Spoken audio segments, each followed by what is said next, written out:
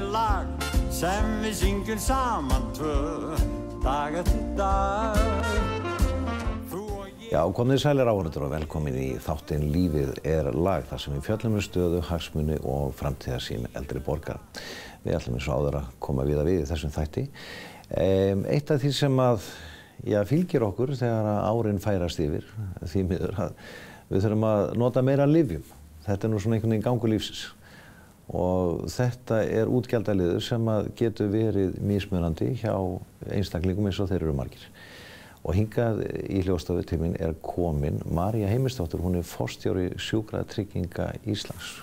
Sæl og takk fyrir að taka tíma til að koma hérna og ræða við mig. Mér langar aðeins að spyrja þig út í greiðslu þátttöku kerfi Sjúkratrygginga fyrir hönd ríkisins, gagnvart eldri borgurum til dæmis. Þú ert á sérstaklega að hugsa lyfin núna. Já. Það þannig núna að greiðsluþátttaka í lyfjunum, hún í rauninni í 4 þrepum og sjúklingar greiða þá ákveðið hlutfall af lyfjakostnaðinum og það hlutfall fer lækkandi eftir því sem að þú færist hærra í þrepunum. Þannig að í byrjun tímabils að þá tekur ákveðin þátt í þessum kostnaði alveg upp í 14.000 krónur á ári. Síðan síðan ferðu þú upp í næsta þrep og þar þakið, þú átt aldrei að greiða meira heldur en rúmlega 20.000 krónur þá á því tímabili og ef þú ferð yfir það þá ertu komin upp í 3. þrep og þá þakið 41.000 og eftir það að þá í rauninni greiðsluþátttöku sjúklingsins lokið á því tímabili, á því 12 mánaða tímabili. Þannig að þú átt ekki að þurfa að greiða nokkuð tíman meira en 41.000 krónur á ári. Þetta hámark, sem sagt, það bara sama hvað veikur sjúklingurinn að hann fer aldrei upp fyrir þessa, að það kannski dýr krem eða eitthvað slíkt við húðkvilla til dæmis, að það fer ekki yfir þessu upphæð. Akkúrat. Þá kemur inn á undantekningarnar, nú var ég að fara yfir þetta almenna að þessi regla sem sagt gildir þau lyf sem að ríkið tekur þátt í að niðurgreiða. Það eru ekki öll lyf, til dæmis almennt ekki niðurgreiðsla af hálfu hins opinbera í svefnlyfjum og sýklalyfjum, sem maður nefnir bara dæmi.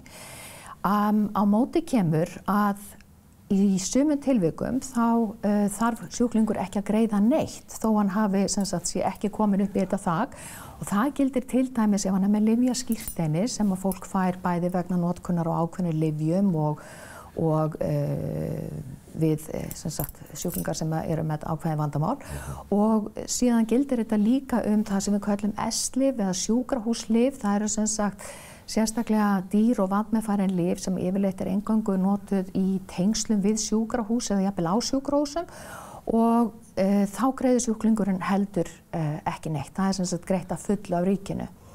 Þá erum við að tala til dæmis flest krabbameinslyf, líftæknilyf sem að til dæmis eru notuð við gigtsjúkdómum og ákveðnum alvarlegum húðsjúkdómum.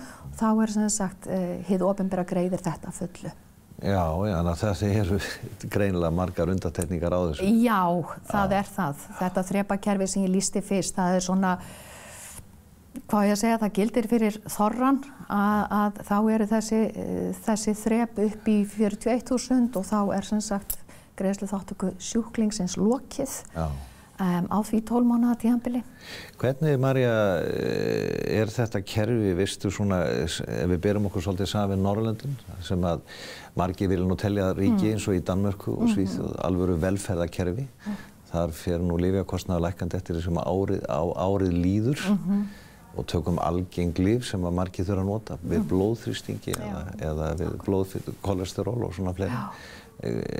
Kerfið okkar greinilega eitthvað aðeins öðruvísi þarna, það ekki? Jú, það í rauninni þannig að eftir því sem að tíminn líður þá lækkar hlutfallslega greiðslan þín. En eftir því sem að lyfin safnast saman þá ertu vissulega að greiða meira en þó upp að þessu þaki í hverju þrepi.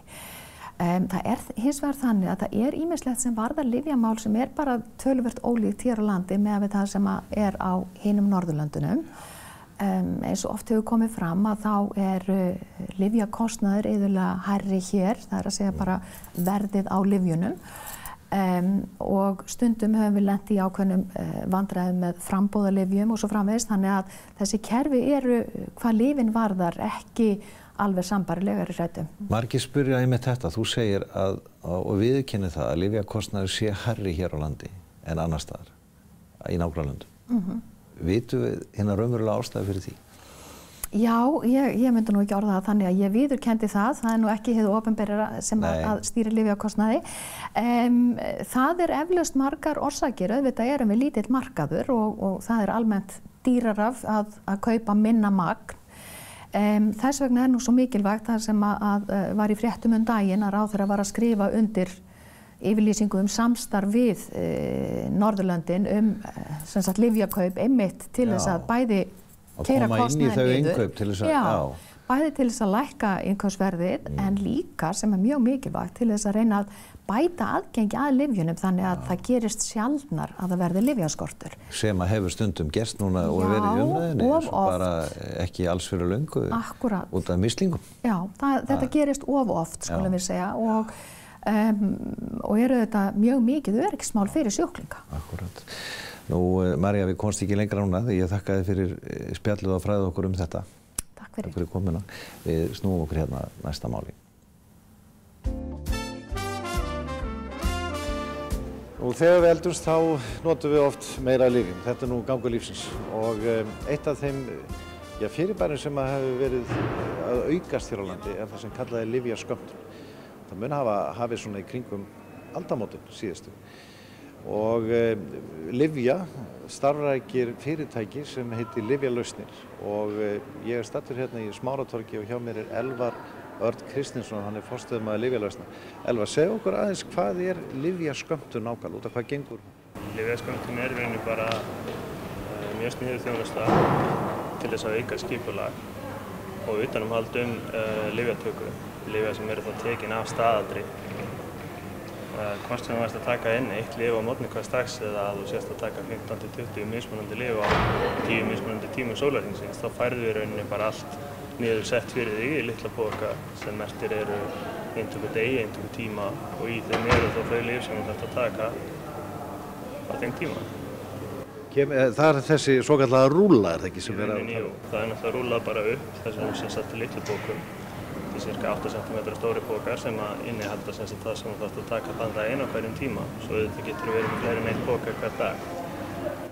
Fólk þá sem sagt að kemur með sína lyfseðla til lyfju eða hvernig gengur þetta fyrir sig? Já, þetta gengur í rauninni þannig fyrir sig að sem sagt læknir gefur út skömmtunar ávísun á þau lyf sem þarf að sem sagt setja í lyfjaskömmtun. Apótekin í rauninni þjónusta svo það komum því inn í okkar bara sameiginlega tölvukerfi og við skömmtum svo eftir þeim ávísun.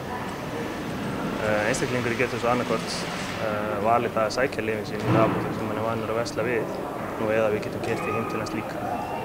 Já, það líka svoleiðis þjónusta ef hann kemst ekki frá. Já, það alltaf töluverður fjöldi fólk sem að fá lyfin sín send eða keyrt heim reglulega. Þetta virka einfalt fyrir fólk? Ég held það að þetta sé í flestum tilfellum að virka vel og einfallega fyrir fólk. Það getur auðvitað komið í apóteki og fengið þar öllu svör og þá ráðleggingar og ábendingar hvað þarf að gera. Það útbúin í fyrsta skipti sem þú kemur þjónustusamningur sem skilgreinir þá í rauninni og útskýrir hvað gert og hvað þarf að gera. Og í framhaldi af því þá gengur þetta í rauninni bara nokkuð snurður lausn meðan það engar stórkostlega breytingar á lyfjaskammtinu þínum. Ávísanirnar gilda yfirleitt í heilt ár. Þannig að það hægt að skammta þann tíma. Og svo erum við þá að senda áminningar til fólks áður en að ávísanirnar renna úr gildi þannig að það fari þá að hitti sinn lækni og fái endurnýjanir. Nú kann einhver að spyrja verð og fleira, sumum finnst lyf og dýr á Íslandi og annað. Þetta kostar svo eitthvað aukalega ekki? Jú, það þjónustugjald sem í þessu. Lyfin eru náttúrulega sama verði í rauninni frá okkur og alls staðar annars staðar. Það bara ákvarðað af lyfjagreiðslunefnd hvað lyf eru seld á Íslandi í flestum tilfellum. Og að hluta til það má náttúrulega líka líta á þetta sem ákveðna greiðsludreifingu því að þú færð minna magn frá okkur yfirleitt heldur en að þú værir að leysa út 3 mánaða skammtur á apóteki. Þannig í flestum tilfellum ertu þá að dreifa kostnaðinum þínum yfir lengri tíma. Hverjir eru helst að notfæra sér þessa þjónustu ykkar? Í kannski flestum tilfellum þetta eldra fólk en það samt að breytast og hefur verið mikil fjölgun á, myndi ég segja, síðustu árum í yngra fólki. og töluvert mikið orðið í dag líka að foreldrar sé að nýta þessa þjónustu fyrir börn. Ef þau eiga börn sem að taka einhverju lyf að staðaldri þá þetta orðið mikið notað af þeim hópi líka. Þú búin að vera hjá fyrirtækinu svolítinn tíma.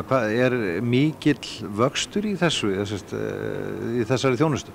Hann alltaf töluverður. Það í rauninni bætist alltaf við einhver fjöldi á hverju ári og vonandi heldur það bara áfram. Það helst væntanlega dálítið í hendur við það við erum að eldast í heild sinni. Þannig að fleiri og fleiri nýta sér þetta og eins bara þegar fólk uppgötar þægindin við þetta þá held ég að fleiri ákveði það að þetta sé málið fyrir þá. Þannig að þú sér fram á það að það verði svona aukning á þessu næstu árum að einhverju leyti? Já, við vonum það, klárlega. Elvar Örn Kristinsson hjá Lyfjalausnum, takk fyrir spjallið. Sömuleiðis, takk. Já, fyrr á árinu voru sameinuð 2 stéttarfélög innan BSRB, þau stærstu starfsmannafélög ríkis og bæja og undir nafninu Samiki og hjá mér Guðrún Árnadóttir og hún hefur komið svolítið að þessu. Segðu mér svolítið frá þessari sameiningu.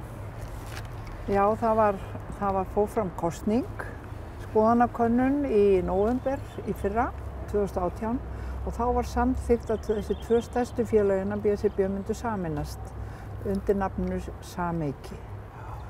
Og í framhaldi af því þá var stofnuð lífeyrisdeild núna 11. apríl haldinn stór og mikill stofnfundur 80 manns sem mættu, mikill áhugi á málefninu og þessi lífeyrisdeild stofnuð með 2000 manna stofnfélögum. Og hvernig virkar það þá? Það virkar þannig að þessi deild, henni ætlað að vera svona nokkurs konar hagsmunagæslu fyrir þá sem eru komin á eftirlaun. Og þetta samruni úr 2, það var eftirlaunadeild hjá Borgarstarfsmannafélaginu og það var lífeyrisdeild hjá Ríkisstarfsmannafélaginu. Það kosin 7 manna stjórn og formaður okkar heitir Ingibjörg Óskarsdóttir, hún því miður ekki á landinu núna í augnablikinu, annars hefur hún verið hér. En það sem við eigum eiginlega að gera, okkar hlutverk það að efla svolítið félagsstarf og áhugamál hjá eldri borgurum, halda utan hópinn sem mjög stór og stækkar stöðugt. Við erum í þessari hagsmunagæslu að reyna að halda við í launum við það sem að gerast í landinu. Það erfitt og það gerum við með því að stofna þessa deild. Og svo erum við með símenntunarsjóð innan þessara deildar sem sér það að efla félagsstarfið, efla menningar, ásókn fólks í menningu, útivist og heilsu, heilsuátak og hvað sem dettur í hug, sem eldri borgurum dettur í hug að gera. Og það mjög verðugt og gott stofnfjárframlag sem hefur lagt í þennan sjóð. Hverju geta gengið í Samiki? Það eingöngu þeir sem eru komnir á eftirlaun? Já, það eru vissar reglur það sem nú bara hægt að kynna sér nánar ef þú hefur samband við BSRB, við þessi félög, við Samiki. Þú þarft að hafa verið félagsmaður í vissan árafjölda og vera komin á eftirlaun og svo eiga öryrkjar líka aðganga þessum félagsskap. Já, þetta bara rétt að fara af stað, 7 manna stjórn og talsverð uppbygging framöndan. Já, þetta bara nýfarið af stað og það mikill áhugi og fjölmenni fundir og maður finnur fyrir miklu meðbyr hjá þeim sem að stjórna Samiki fyrir þessari deild. Það náttúrulega þannig, Guðrún, að það víða slagkraftur í samtökum þar sem eldri borgarar koma saman. Það fullt af hressu fólki þó fólk sé komið komið á ellilífeyrisaldur og finnur þetta ekki þegar þú ert að vinna með þínum kollegum? Jú, náttúrulega öldruðum þeim fjölgar svo ört og við erum eiginlega miklu betur á okkur komið líkamlega og andlega.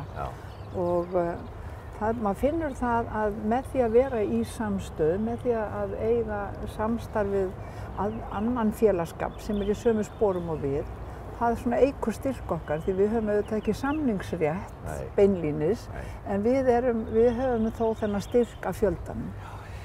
Já, það verður gaman að fylgjast með ykkur í framtíðinni og gangi ykkur allt í haginn og takk fyrir spjallið.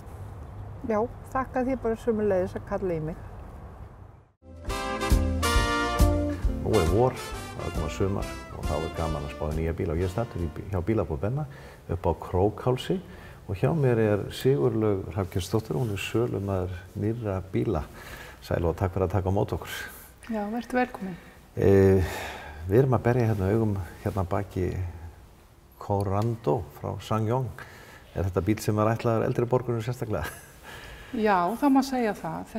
Þetta jepplingur, þetta bíll í flokki jepplinga og hentar mjög vel því að maður sést beint inn í hann og við erum að bjóða þennan bíl á 300.000 króna afslætti núna á vormánuðum. Gildir fyrir allra eldri borgara? Já, þetta tileinkað 60 ára, í rauninni bara 60 ára eldri. 60 ára eldri? Já.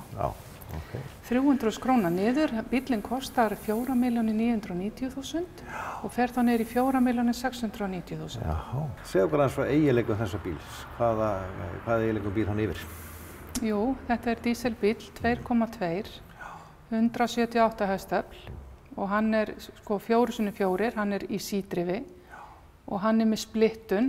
Það hægt að, þegar maður að keyra hann og í ófærum, þá hægt að splitta þannig að hann spólar aldrei á neinu hjólinu. Já. Og það eins og var alltaf í gömlu jeppanum hérna áður. Já. En þetta frábær fítus og þetta náttúrulega kraftmesti jepplingurinn á markaðnum í dag. Já. Og náttúrulega mjög gott að ganga hann. Og hann náttúrulega hlaðinn á búnaði, hann með leiðsögukerfi. Hann með leiðsögukerfi, já. Já, það innifallið. Bluetooth og allt þetta? Já, og Bluetooth og myndavél líka það? Já, bæði bakmyndavél og líka myndavél framan. Þú getur að keyra upp á skipi eða keyra fram í háum veggjum. Já, lendi ekki á veggjunum. Já, þannig að... Já. Og það nú þannig með eldri borgara að annarkvort einn í bílnum eða tveir, stundum á ömmubörnin með líka, en hann þokkalega rúmgóður eða ekki, ef við miðum við svona, 2 farþega eða svo. Jú, hann það. Hann mjög rúmgóður og fínn, gátt að ganga hann, breiður og mjög þægilegur, svona einföld og flott tímaljós hönnun. Já. Og bara hentar sérstaklega vel fyrir náttúrulega allan aldurshóp, en núna erum við aðalega að mæta eldri borgurum með þá þörf að því að þeir eru oft með sumarbústaði og fellihýsi og þessi bíll rómaður fyrir góða dráttargetu. Já. Hann með 434 nanometri togi og 2.2 í vél og 178 hestöfl. Það alveg yfirdrifið. Já. Hvað svona bíll að eyða að jafnaði? Í alvöru? Já, í alvöru, já. Hann með blandaðan akstur svona í kringum kannski 7,8. 7,8, já. Já, akkurat. Og kemur í öllum tilfellum hvað sjálfskiptur eða hvað? Já, margir taka nú svona, 90% fólki tekur hann sjálfskiptan, já. Og sumir þá í taujáklæðum og þá í leðri. Nú Sigurlaug, þetta nú áhugavert með Corando, en ef mér finnst hann lítill, þá nú stærri bíl fyrir aftan, Rexton, segja okkur frá honum, hann þó nokkuð stærri. Já, hann næsta númer fyrir ofan, það grindabíll, það bara fullbúinn jeppi. Og hann 2.2 líka í dísel og hann 181 hestafl og uppspekkaður. Hann þessi bíll, það mjög gott verð á honum með að við afl, gæði og bara það sem hann getur gert. Já. Og þessi bíll kom núna nýr til okkar í janúar til sölu og byrjaði út í Bretlandi í fyrrasumar og hann hefur fengið bara mjög góða dóma. Já. Og þetta bíll sem í rauninni samkeppni við Land Cruiser. Já. Þetta grindabíll, af því að grindabílarnir eru svona flestir að hætta í framleiðslu. Það meira komið út í jepplinga. Jepplingarnir farnir að ráða svona aðeins yfir. En þetta ekki svona hybrid bíll eða neitt svoleiðis? Nei, þetta ekki hybrid, þetta dísel eingöngu. Já, eingöngu dísel. Og hvað hann að eyða að meðaltali? Hann gefinn upp fyrir 8,3 í blönduðum akstri innan bæjar. Já. Og þeir sem hafa verið, þessir kaupendur sem hafa verið að fá hann núna í vor, þeir segja hann sé svona í kringum svona rétt undir 8,1. Já. Þannig að hann kemur mjög vel út. En þetta þó nokkuð stærri bíll og hann með einhverja svona fítus að eiginleika umfram Corandoinn? Já, þetta náttúrulega alveg tímamóta hönnun Já. Hann að því hann glænýr, þá kemur hann með nýjasta nýtt. Hann kemur með 3-víta rakstustölvu. Hann með 360 gráðu myndavél. Já, allan hringinn sem sagt. Já. hann er með það. Já. Og hann er náttúrulega mjög kraftgóður. Já. Hann er með nappaleður, stungin nappaleður. Já. Og hann er með rafmagnsætum, topplúu. Já. Og það er hægt að velja sko, leðubíllinn er á 8.990.000 og taubíllinn er á 7.990.000. Já, þannig að það er 1 milljón fyrir leðrið. Já, leðrið og þá ertu komið agrinavar og blindspot og svona fleiri spegla. Segðu maður, þegar maður kaupir nýjan bíl hjá Bílabúð Benna, hvað fylgir þeim mikið eða löng ábyrgð? Það er 5 ára ábyrgð í dag á vél og kassa. Á vél og kassa, já. En annað svona sem þarf fyrir utan? Ég held að þessi ábyrgðin sko, sé upp í 100.000 á þess að ég þóra alveg að fara með það. Já. Þannig að ég held að það sé það 20.000 ári. Já. Nú, hérna, þetta er áhugavert. Þú ætlar að bjóða mér í smá bíltúr. Já, því ekki það. Já, ef við ekki að skella okkur í bíltúr og takk fyrir spjallið. Já, takk sem leiðis.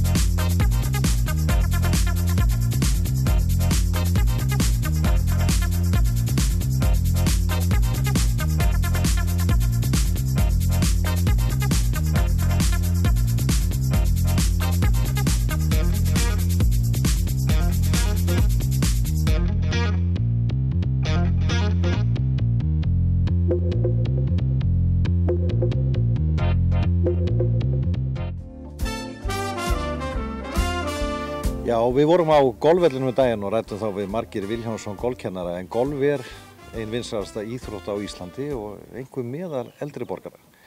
Og nú er ég staddur hérna á gamla góða Nesvellinum, þar sem við heyrum í Kríun og búin að vera hérna frá aldaöðli. Og ég hitti hérna hóp golfara, lítinn hóp golfara. Þeir heiti ekki einu nafnið, þeir koma saman á hverjum degi og ég ætla að spjalla aðeins við og það eru Erling, Pétur, Orri og Ársæll og það vantar 4. manninn. Ef ég byrja á þér, Pétur, Orri, segðu mér aðeins frá þessum hópi ykkar, hvað hittist þið oft? Við hittumst á hverjum degi og við förum 18 hólur minnstakosti. Á hverjum degi? Hverjum einasta degi. Hvenær byrjið þið á vorin? Við byrjum bara, já við eiginlega hættum aldrei því að við leikum golf allt árið og svo framalega sem ekki frá sin jörð. Erling, hvenær byrjaði þetta hjá okkur? Þetta er búið að taka standi yfir núna í okkur 10-15 ár sem við höfum verið svona aktífir saman. Og hvaða skildi hefur þetta fyrir, já ef ég spyr því persónulega? Það er náttúrulega fyrst og fremst útiveran og félagskapurinn. Þetta er náttúrulega frískt loft og mjög gott fyrir eldri borgara að taka þátt í þessu. Ársæll, er skildumæting? Skildumæting? Já, svo framalega sem að veðri leyfir þá er skildumæting og menn tekka hvor á öðrum svona, kannski deginum áður, hvort þeir ætla að mæta eða ekki og menn eru yfirleitt eggjaðir á að mæta. Nú eru vellirnir hérna allan á höfuðborgarsvæðinu þétt bókaðar oft og þið þurfið að bóka ykkur daginn áður eða ekki? Að minnsta kosti? Nei, það er nú kosturinn við hérna Nesvöllin að það er ekki bókunarkerfi sem slíkt. Er það að fara á aðra velli einhvern tímans út fyrir Nesið? Það er nú eitt af því sem okkur finnst skemmtilegast að það er að skreppa annað og spila. Við spilum mikið í Grindavík, upp í Borgarnesi, Akranes, Brautarholt, mjög gaman og svo austur fyrir Hjall þegar það er. Pétur Orri, þetta eru orðnir margir hringir í okkur ef þið spilaðu hverjum degi og búin að spila í 10-15 ár. Er ekki einhver skemmtileg atvik sem að þú getur sagt okkur frá? Já, það gerist alltaf eitthvað skemmtilegt. Við urðum vitni af því þegar Erling fór hol í höggi hérna á annarri og hann sló upp úr tjörninni, kúlan var hálf í kafi og sló þar högg maímánaðar, sagðum við. Þannig að það er ýmislegt sem kemur fyrir en þetta við þökkum bara fyrir hvern dag sem við getum gengið 5 kílómetra. Þetta er dásamlegt. En þú nefnir hol í höggi, ég heyrði af því að þessi litli hópur, fámenni hópur ykkar ætti nánast meti í því að fara á hol í höggi. Já, það nú þannig að sá elsti, þessi fjórði, hann 88 ára gamall, búinn að fara 6 sinnum hol í höggi. Ársæll, næst elsti, búinn að fara 4 sinnum. Og svo kem ég 2 sinnum og Erling 1 sinni. Og þar að ekki höfum við Ársæll leikið á aldri. Ég 2 og hann líklega 3 sinnum. Já, við slumum aðeins, þetta minnum við 13 skipti sem að þegar hópurinn hefur farið á hol í höggi og væntanlega á þetta að endurtaka sig, en að leika á aldri, skýrðu það þessu út fyrir okkur? Já, það við leikum þá á þeim höggafjölda sem að aldur okkar segir til um. Hvernig það, eru þið takandi þátt í mótum hjá eldri borgurum? Ekki það nú mikið, en gerðum það svolítið í gamla daga, áður við verðum svona gamlir, en ekki núna, ekki nú orðið. En það mót hjá okkur á hverju einasta degi. Við keppum innbyrðis og hörkubarátta. Og þá keppnistímabil, það árið eða sumarið? Bara allt árið. Þá skrifar Erling niður og sendur okkur í tölvupóst til skórið. Það verðlaun? Nei, en já, það bara heiðurinn að vinna. Hvernig á Nesinu, Ársæll, hérna, krían? Hefur nú verið að minnka eitthvað? Kríunni hefur, já, fækkað dálítið undanfarin ár, en það var í fyrra smá vottur að því að væri svona að fjölga sér, og það miðum við varpið. Það fundust fleiri hreiður í fyrra heldur en hefur gert mörg undanfarin ár, og það góð sviti, en krían, hún maður fagnar henni í hvert skipti sem hún kemur á vorin, og hún háir okkur ekki, hún frekar til ánægju heldur en neitt. Ég ger ráð fyrir því að flestir séu sammála mér í því að stór hluti af golfinu, jafnvel helmingurinn félagsskapur. Það alveg hárrétt. Og svo má ekki gleyma því að það fuglalífi hérna, mjög gaman að fylgjast með því. Við sáum í fyrsta skipti núna í dag óðinsanna hérna niður á Tjörn, og við hefum verið að sjá brandendur og margæsin hér reglulega gestur. Þannig að það margt sem að gleður þegar við göngum hérna hring. Hafið þið verið að fara erlendis eitthvað saman? Já, þeir hafa gert það, ég hef ekki gert það. Þeir hafa farið töluvert til útlanda. Hvert farið þið? Ég farið til Spánar og Bandaríkjanna, en mest hef ég gaman að leika golf hér á Íslandi. Hvað viljið þið segja við þá sem eru kannski svolítið einir út í horni, nýlega orðnir einir kannski, eða voru alltaf einir í golfi og langar í félagsskap? Já, það bara að mæta. Það til dæmis, ég þekkti Ársæl ekki áður en ég byrjaði að leika golf með honum. Við bara hittum svona af og til og svo bara ákváðum við að taka upp þráðinn og hittast á hverjum degi. Úr varð góður félagsskap? Góður félagsskap, já. Það má nú segja, hann mikið góður. Ég óska ykkur allsins besta hérna í hringnum sem þið að hefja á eftir og ókomna framtíð hérna á golfvellinum. Takk fyrir það ekki, takk. Lífið lag sem við syngjum saman tvö, dag eftir dag. Þú og ég í framtíðinni göngum tvö, saman við.